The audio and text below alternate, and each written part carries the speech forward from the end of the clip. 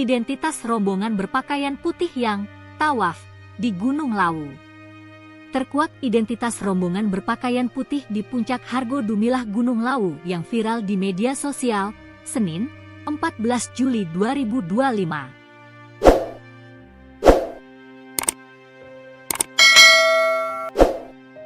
Sebelumnya viral video yang menampilkan orang-orang berpakaian putih mengitari Gunung Lawu bak sedang tawaf.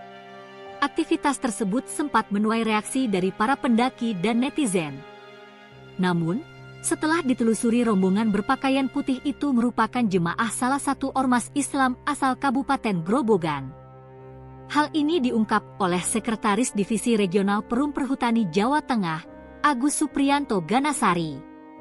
Ia mengatakan, rombongan tersebut merupakan peziarah yang berasal dari Jemaah Nahdlatul Ulama, NU, Desa Sambongbangi, Kecamatan Kradenan, Kabupaten Grobogan.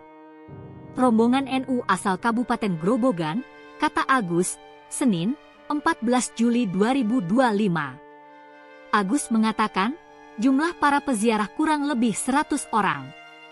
Mereka naik ke Gunung Lawu via Cemoro Sewu, Kamis, 10 Juli 2025. Saat akan naik, mereka berpakaian seperti biasa layaknya pendaki gunung, hingga sampai puncak Lawu, mereka ganti pakaian putih, ucap dia.